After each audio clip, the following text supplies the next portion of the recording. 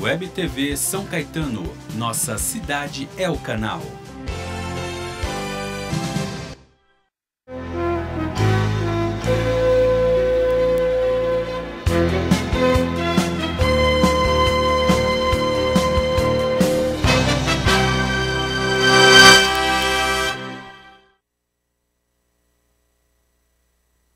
Hoje a gente vai falar um pouquinho sobre direito de família, sobre as relações que tem em relação, uma ligação com a família diretamente.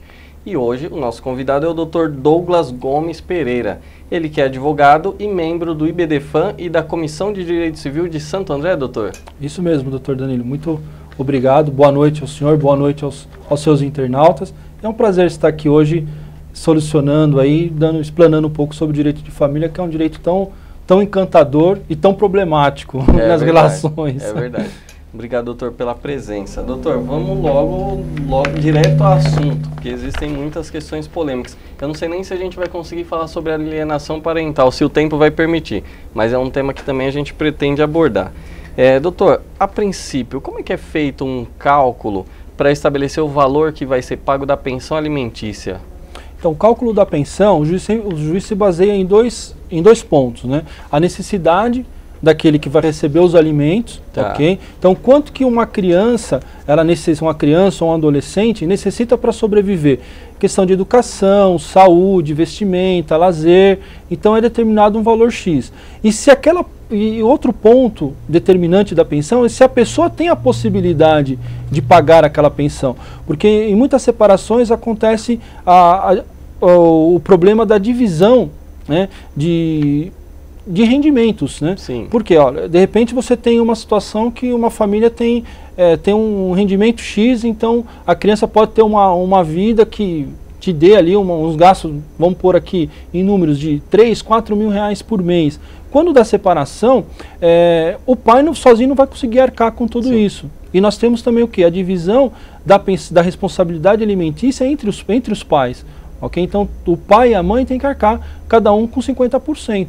Okay? Então, seria estabelecido algo proporcional ou não? Isso. Olha, vamos ver, a mãe vai ficar com a criança. Então, pai, você paga o convênio, você paga a escola. Existe essa possibilidade também ou não? É um valor? Normalmente, isso não é bem visto aos olhos do Ministério Público e dos juízes. Normalmente, eles fixam em valores mesmo. Certo. Se possível, em salários mínimos, enfim, alguma coisa que não gere uma discussão depois no judiciário. Porque a questão você vai pagar o alimentos em assistência médica. Foge um pouco do instituto. Sim. Porque o alimentos é alimentos mesmo, é propriamente para a criança se alimentar, para a criança sobreviver. E a assistência médica, por exemplo, não é um alimento, é um benefício, é um plus.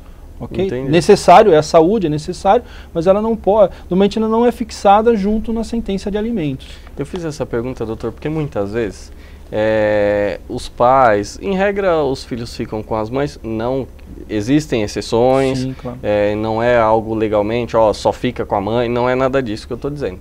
Até porque o nosso programa é veiculado para o público em geral, não para advogado especificamente. Então existem situações onde o pai fica um pouco desconfortável, fala, olha, eu pago uma fortuna lá de pensão, mas na verdade isso é para sustentar a minha ex-esposa, e existe uma certa briga entre eles e tal. E aí fica aquela discussão, olha, mas o valor não é totalmente, não está sendo direcionado exatamente.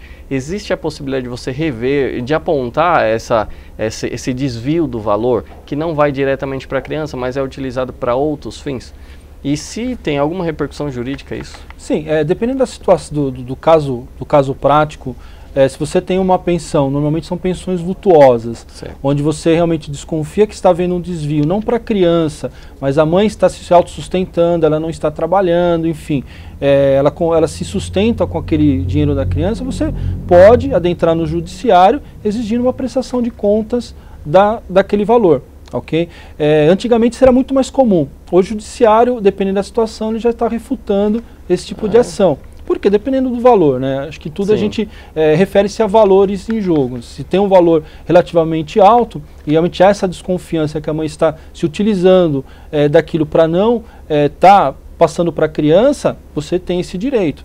Okay? Principalmente quando a criança reclama muito para o pai. A gente tem casos no escritório disso que a criança chega para o pai e fala: pai, eu não tenho dinheiro para comprar uma roupa nova. E o pai paga a pensão rigorosamente em dia, pensões boas, e o filho não tem uma roupa nova para usar. Então aí tem um indício de desvio de recursos que seria da criança para a mãe. Né? Entendi.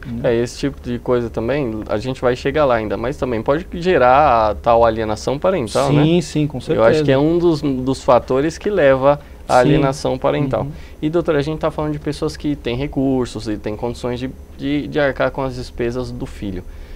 Mas existe a possibilidade também, isso é muito comum, de após a separação, tá pagando a pensão normalmente, e o pai fica desempregado.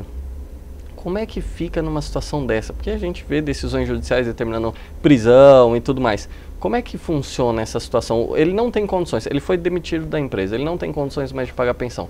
Como é que fica? Tá, quando o juiz fixa uma pensão, ele prevê as duas situações. Quando a pessoa está empregada, ok, fixa-se lá normalmente 30%, 25%, 20%, dependendo do caso. E também há uma previsão nessa sentença de que se o pai estiver desempregado ou com trabalho autônomo, enfim, ele vai pagar, ele se compromete a pagar, por exemplo, um salário mínimo por mês. Ok? Então, independentemente de ele estar ou não trabalhando, ok, se ele estiver desempregado, ele vai ter que pagar esse um salário mínimo por mês.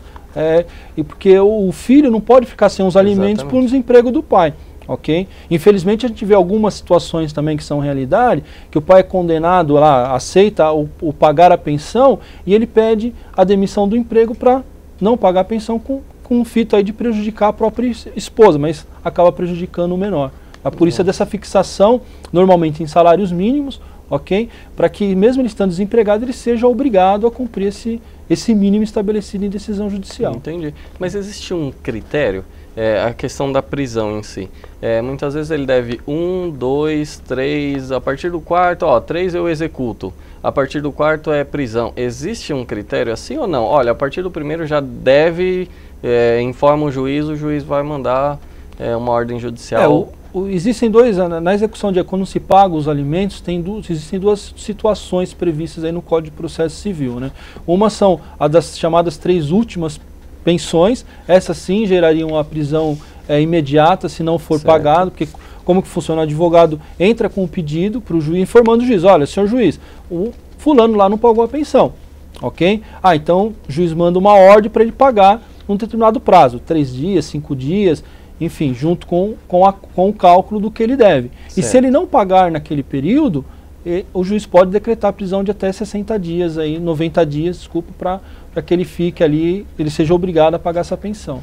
E aí esse período é limitado. Olha, 90 dias, encerrou 90 dias, o juiz posteriormente pode renovar No primeiro momento ele é liberado, aí o advogado vai fazer um novo pedido, vai renovar o pedido de prisão.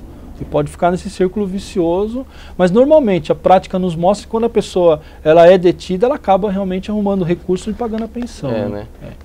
Ainda é eficaz, ainda por isso que existe a prisão por pensão, né? Porque ela costuma ser eficaz. É uma maneira forçada. Não é uma crítica, mas a gente sabe que existem pais que realmente não pagam por não ter condições, apesar de não ter condições, mas a criança tem que ser sustentada, e se estivesse morando com a criança tinha que sustentar de qualquer jeito. Mas também existem os pais que simplesmente não pagam por birra com a mãe, ou, né, aí já é uma questão um pouco mais complicada, e eu entendo que tem que ser rigoroso sim o judiciário. Só uma opinião. Mas a prática também nos mostra, doutor, que quando o pai está realmente de boa fé, ele entrando em contato com a mãe, normalmente ele consegue um bom acordo e não chega às vias de fato aí da prisão. É interessante, até porque se está numa boa, olha, eu perdi meu emprego, é justificável. Eu perdi meu emprego, eu não tenho condições. Será que não dá pra gente, eu faço isso, eu faço aquilo, e tenta de alguma forma remediar de alguma forma. Porque é o filho dele. Sim, com certeza. Né? Queira ou não queira, né? Doutor, tem uma outra questão aqui sobre numa situação dessa, onde não tem condições, onde o pai não tem condições, existe a possibilidade dos avós serem obrigados a pagar a pensão alimentícia? Sim, já tem decisões nesse sentido, existe a responsabilidade subsidiária dos avós. Ok? Então, o pai não pagando a pensão, desde que os avós também sejam citados na sentença de alimentos, eles podem sim ser chamados aí a pagar os alimentos. Então, na prática isso quer dizer, teria que se fazer uma nova ação de alimentos contra os avós, para que os avós tenham esse título executivo, né, o menor tem esse título executivo contra os avós. Porque ele não pode, num processo onde já foi fixada uma pensão, ser responsabilizado por essa pensão. Mas entra com uma nova ação de conhecimento, enfim, e ele gera um título contra os avós. Então existe essa possibilidade. Existe sim essa possibilidade. Tá. Doutor, nosso programa é ao vivo e tem perguntas, o cenário novo, ó, cenário novo, estreia, e a gente também tem perguntas do público internauta. É da Luana de São Caetano. Ela quer saber o seguinte: meu ex-marido já pagou pensão por muito tempo, porém agora, desempregado, eu não quero receber mais dele. Afinal, ele está fazendo bico. Consigo pausar ou cancelar a pensão?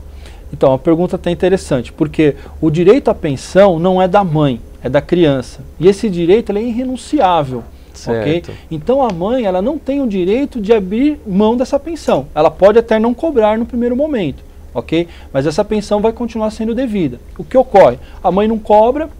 Quando o filho atingir a maioridade que pode atuar em causa própria, né, ele pode ter o direito de ação, certo. Aí ele pode cobrar essa pensão do pai. Ele tem esse direito de cobrar essa pensão do pai. Mas ele pode vir e executar lá atrás ainda, lá né? atrás, assim, então... porque é um direito imprescritível até que se complete os 18 anos. Porque o nosso sistema processual diz que não corre prescrição contra menores. Entendi. E numa situação dessa não existe alternativa? Não, não existe alternativa. Ela pode se abdicar ali do direito de cobrar, o filho também lá na frente não cobra, ele fica até isento dessa parcela, mas no primeiro momento é um direito irrenunciável. Ela não pode renunciar a um direito que não é dela, que é do menor. Exatamente. Que é tutelado por ela como responsável, é tutelada também pelo Ministério Público. Né? Interessante. Se tiver uma denúncia, inclusive do Ministério Público, entendo ela é eu que o Ministério Público, né, pode acionar esse pai, entendeu? Se tiver a provocação de alguém do Ministério Público, o Ministério Público tem o direito de ação por tutelar o direito do menor a entrar contra o pai. Interessante. Doutor, tem mais uma pergunta, é do Giancarlo de São Caetano também. Até quando é obrigatório o pagamento de pensão? E a questão de idade e faculdade, sempre existiu uma dúvida, né? Olha, eu até aos 21 anos, mas eu faço faculdade, tá? Como é que funciona essa... Então, como que funcionava antigamente, né, na prática? A lei ela não determina se até tal data, tal idade ou outra idade. Então, antigamente se fixava a pensão sem determinar o fim dela, ok? Então, quando a criança chegasse aos 18 anos, o pai poderia entrar com uma ação pedindo a extinção dessa pensão. Okay? Nas ações atuais, alguns juízes, principalmente na comarca de Santo André, onde nós mais atuamos, eles já fixam o término dessa pensão. Até os 18 anos ou até os 24 se cursar a faculdade, ou universidade. Okay? Então, depende muito aí do caso prático. Quando não tem nada, quando não consta o término dessa pensão nessa sentença, é obrigado a parte interessada a entrar com uma ação para que cesse esse direito aí, esse dever alimentar, né? Tá certo. Okay. Bom, tá aí a resposta para o Giancarlo. Agora a gente vai a um rápido intervalo, doutor, que o tema e tem muita pergunta aqui pra gente também. Bom, vamos a um rápido intervalo e já voltamos.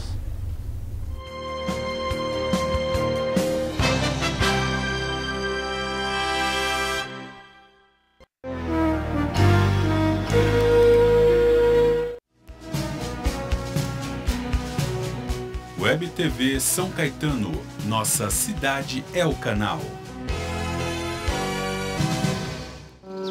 Meu nome é Marcos Palmeira, comerciante. Você lembra das chuvas na Serra do Rio de Janeiro? Choveu demais. Sem as árvores, a lama se espalhou e morreu muita gente. Mas não precisa ser assim. Por isso, eu assinei pela lei do desmatamento zero. A gente tem que salvar nossas florestas. Meu nome também é Marcos Palmeira, sou ator, brasileiro e também assinei. E você? Assine.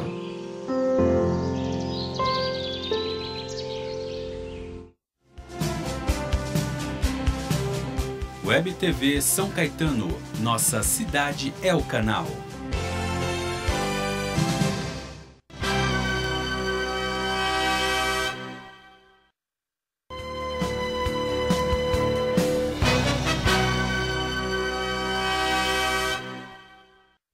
Voltamos ao vivo com o programa Dias Melhores. Hoje a gente está falando um pouquinho sobre pensão alimentícia e vamos tentar também entrar na questão da alienação parental. A gente estava falando antes do intervalo, doutor, sobre a pensão alimentícia, a pessoa cursar a faculdade, não, e ter uma limitação até 24 anos. E se por um acaso, são dúvidas, foi o que eu falei, o programa ele é para o público em geral, não só para advogados. Se por um acaso essa faculdade ele cursar até os 25 anos, até os 26 anos, existe a possibilidade de continuar a cobrança? Ele está desempregado, cursando faculdade, ainda não tem condições de se manter. Existe a possibilidade de cobrar uma pensão? Sim, existe. Como eu disse anteriormente, a lei não fixa um termo final, ela fixa um termo inicial que é com o nascimento da criança, ou em alguns casos até antes do nascimento, né? A gente tem os alimentos gravídicos aí. Okay? Então, sempre quando há necessidade de um filho que necessite do ajuda dos pais, desde que os pais tenham condições de ajudar, ele pode ingressar no judiciário contra o seu pai para requerer uma pensão. Inclusive, até os pais, quando necessitam de uma ajuda material dos filhos, eles têm esse direito, os avós. Então, quer dizer, ela é recíproca. Então, chega a partir da maioridade, quando esse filho ele se torna um profissional, enfim, ele tem condição também de sustentar os pais não têm condições financeiras de se manter, certo. Os pais podem adentrar com o pedido de alimentos contra os filhos também, entendeu? É a reciprocidade aí dos alimentos. Né? Entendi. E doutor, vamos entrar num tema que existe muita relação com o assunto que a gente está falando. Alienação parental. O nome, assim, popularmente talvez não seja conhecido, mas explica pra gente o que seria essa alienação parental. A alienação parental, assim, de uma maneira muito simples de explicar, é aquela mania que os separandos têm de um falar mal do outro, né? Então, o que acontece?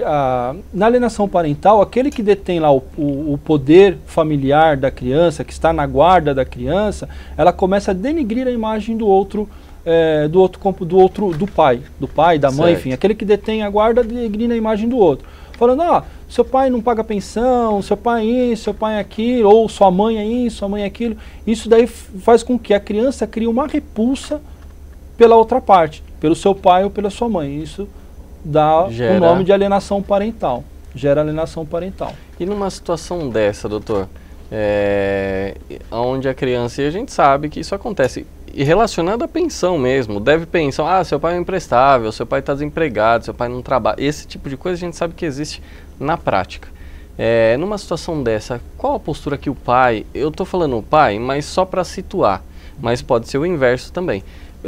Qual a atitude que o pai pode tomar em uma situação como essa? Dependendo da situação, se realmente essa alienação parental está chegando a um ponto onde está realmente prejudicando a relação do pai ou filho, né, ou da mãe com o filho, ele tem que socorrer do judiciário, entrar com uma ação própria, né, ação de alienação parental, para que a mãe ou o pai, né, aquele que está praticando a alienação parental, seja ali punida na forma da legislação, sendo que essa punição pode chegar ao máximo dela até ter uma reversão de guarda, né?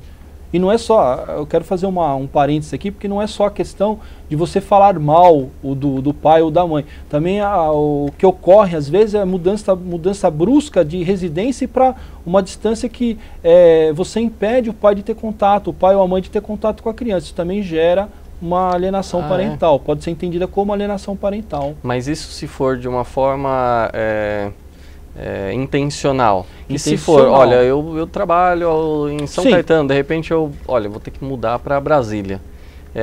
Só que em razão do meu trabalho, aí não gera. Não, aí não gera, mas aí aquele que detém a guarda tem que facilitar a vinda desse menor para São Caetano, por exemplo, para que o pai ou a mãe exerça esse direito de visita. Entendi, muito interessante. E doutor, como é que o judiciário está... qual é o padrão? Eu sei que é difícil estabelecer uma regra, mas como o judiciário encara uma situação dessa? Normalmente é o juiz quem toma a decisão com base no convencimento próprio, ou ele demanda também de um conjunto probatório, de uma assistente social, de um acompanhamento psicológico? Como é que funciona? Ou basta a avaliação do juiz? Não, realmente, como você bem colocou, ele vai ter um aparato de provas, ok, de assistência social, psicólogos, onde vão fazer entrevista com os pais, com a criança, até que se chega ali a uma conclusão de que se realmente está tendo essa alienação parental ou não. Então ele pode fazer uma investigação, ele deve fazer uma investigação do caso, ok? Inclusive dando mais oportunidades de visita, né, dependendo do estágio da repulsa que esse menor tem contra outro genitor, ele pode até ampliar a visitação, enfim, então ele vai ali pesquisando até que ele chega no seu convencimento, se tem realmente ou não alienação parental. Entendi, porque é uma decisão difícil, Não, né? uma decisão difícil. E para o juiz também, você praticamente está entrando numa família, né? É uma decisão, você vai tomar a base e se você não tiver um acompanhamento psicológico, no meu ponto de vista, é muito complicado tomar uma decisão dessa, porque é muito forte. Não, o juiz não tem conhecimento para tomar essa decisão, porque a alienação parental, só para a gente se situar, não nasceu no judiciário, ela nasceu através de um psicólogo americano que desenvolveu, através de estudos, que chegou a essa conclusão dessa alienação parental. Então veio da psicologia para o direito. Okay, de assuntos reiterantes, que a gente sabe, quem trabalha, quem milita na área de direito de família, sabe que a alienação parental realmente é coisa que acontece aí diariamente, infelizmente, né? E afeta a criança. Afeta a criança. Principalmente no ponto, você tocou lá do alimentos. Não paga o alimento, seu pai não vai te ver. Seu pai não presta porque ele não consegue pagar os alimentos, não quer pagar os alimentos. Então ela nasce dessas pequenas coisas, que vai realmente criando uma repulsa, né, do menor para com o outro genitor. E doutor, tem uma pergunta aqui da Mari de Diadema, ela vem exemplificar mais ou menos o que a gente está falando. Ela fala o seguinte: doutor, meu filho viu filmes com cenas fortes de violência com o pai. Ele voltou com medo para casa. O meu ex disse que meu atual praticava isso. Isso entra em alienação? Ela pergunta. Obrigado, parabéns pelo programa. Obrigado, Mari de Diadema. Em princípio, pelo que ela colocou, ele não entra, né? Ele só está a maneira do pai educar o filho, não deixou ver o filme, enfim. Mas isso não quer dizer que ele está praticando alienação, porque a alienação parental, ela realmente é direcionada ao outro cônjuge, né? É a denigrição da imagem. Olha, aquilo que eu coloquei no começo, olha, o seu pai, a sua mãe não vale nada, tal. Então você vai criando aquela repulsa, a criança ela vai ficando aqui distante daquele genitor. Entendeu? E ele é praticado, não é uma regra geral, mas normalmente por aquele que detém a guarda. Sim. Ok? Pelo que eu entendi, doutor, e a Mari, ela pode mandar perguntas para ela, ou me corrigir ao vivo, que o pessoal que a produção me avisa. Pelo que ela diz, aparentemente ele falou assim: olha, esse filme, tá vendo? O namorado da sua mãe pratica esse tipo de violência, assistindo o filme com a criança. Isso não poderia, de uma certa forma, estar colocando a criança contra o namorado da mãe e automaticamente, ou de uma forma reversa, contra a mãe também? Não poderia? Até precisaria ver como que isso está acontecendo, como que está a criança na prática. E tem que ser algo forte. Pelo namorado, não. Tá? Se o namorado já fosse realmente um companheiro dela, convivesse juntos, enfim, maritalmente falando, certo, aí até poderia até estar se encaixando aí como uma alienação parental. Mas tudo depende da repulsa que a criança está sentindo, se é que está sentindo, contra aquele namorado ou contra a mãe, né? Entendi. Se há essa situação, né? Bom, tá aí, Mari. Qualquer coisa, se tiver mais alguma dúvida ou algo para nos corrigir aqui, para me corrigir, né, porque eu estou passando a informação, fique à vontade. Doutor, uma situação como essa, a gente sabe que é um juiz quem toma as decisões e tudo mais. Ele pode agir de uma forma mais enérgica, por exemplo, olha, então vamos fazer o seguinte, a forma de visita eu vou estabelecer de maneira diferente, ou a partir de agora o pai não vê mais, ou alguma coisa extrema. Quais as posturas que o juiz pode adotar numa situação dessa? Tá, aquilo que eu falei, ele pode começar de uma pena leve para quem está alienando, até uma pena mais pesada, que seria realmente a reversão da guarda para o outro genitor. Ok? Então o que o juiz pode fazer? Vamos pegar no caso dessa internauta que escreveu para nós. Não, mas se ela entra com uma ação, é constatada uma alienação parental do pai que não tem o pacto de poder. O que pode acontecer nesse caso? O direito de visita do pai ser limitado. Tá? Ele não vai ser excluído porque é um direito da criança, ok? E um direito do pai a conviver com o filho. Né? Então ele vai ser uma visitação mais curta, em alguns casos, se o pai está fazendo muito mal psicologicamente para o filho, até uma visitação assistida com acompanhamento psicológico, enfim. Então o juiz pode tomar essas vertentes de acordo com o que se consegue comprovar nos autos, né? Tudo mediante provas, laudos psicológicos, enfim, que chega a uma conclusão dessa. Entendi. Doutor, essa questão da visitação assistida é muito interessante. Explica pra gente, dá um panorama geral do que se trata. Tá, elas funcionam basicamente assim. Existe uma situação de perigo para o menor, onde o menor ficando com aquele que está exercendo a visita, o pai ou a mãe, ele pode sofrer pode correr algum perigo de vida, ou algum problema físico, por violência, enfim. Então, tendo essa comprovação nos autos, o juiz permite que seja feita a visitação no ambiente, segundo a nossa legislação, teria que ter um visitário. Certo. Na nossa capital só temos um visitário em Tatuapé, né, onde são centralizadas todas as visitas do estado de São Paulo. Né? Salvo engano, se tiver algum outro no interior do estado eu desconheço, mas aqui para a nossa região, para a capital, para a Baixada Santista, só existe esse único visitário em Tatuapé, desculpa. Então o que ocorre? Normalmente eles fixam essa visita assistida por profissionais onde? Num shopping, num clube, ok? Sempre num lugar público, onde está a vista ali que a criança, que seja minimizado o risco da criança sofrer alguma agressão, algum dano, né? Entendi, interessante. Doutor, tem mais uma pergunta, é do Henrique, ele não está especificando a cidade. Ele quer saber o seguinte: cabe alienação parental quando a sogra fala mal do pai da criança para o mesmo? Então, na verdade, não é a mãe, é a sogra falando... Sim, também cabe alienação parental dos avós contra o genitor. Tá? Mas precisa ver até onde se falar mal. Falar mal é muito amplo, né? Então a gente precisa tomar cuidado com isso e tem que ser... E esse falar mal, o ponto principal desse falar mal tem que causar a repulsa do menor para com o pai. Entendeu? E se causar essa repulsa, cabe sim a alienação parental nesse sentido. Em uma situação sim, como com essa. certeza. Muitas vezes existem situações onde a mãe e a criança moram com os avós. E aí essa alienação parental, essas falas, essa agressividade seria mais comum. Mas também existe a possibilidade de ser esporádico. Eu vou na casa da minha mãe uma vez por mês. Caracterizaria ou é muito sutil? É muito sutil. E realmente é aquilo que eu volto a reafirmar, né? O que isso está prejudicando a relação do menor com aquele genitor que teoricamente poderia estar sofrendo alienação parental.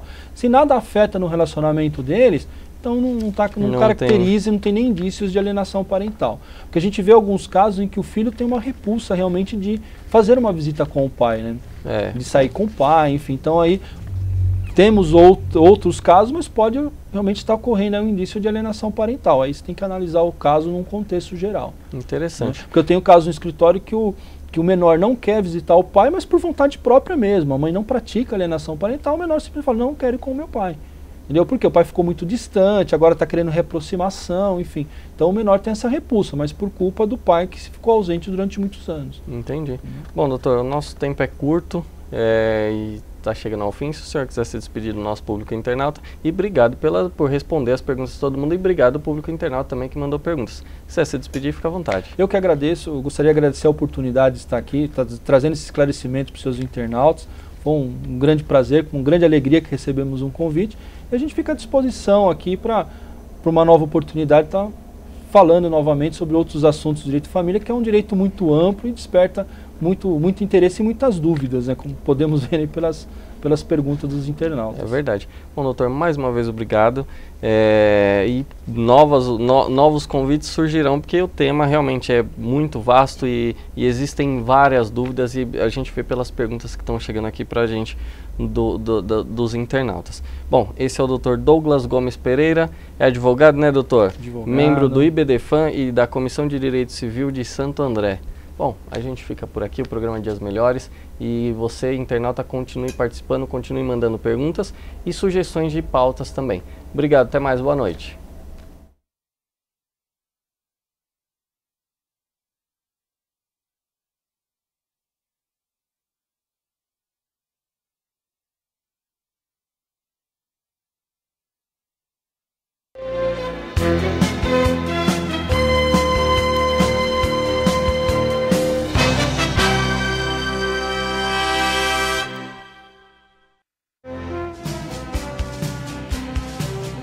Web TV São Caetano, nossa cidade é o canal.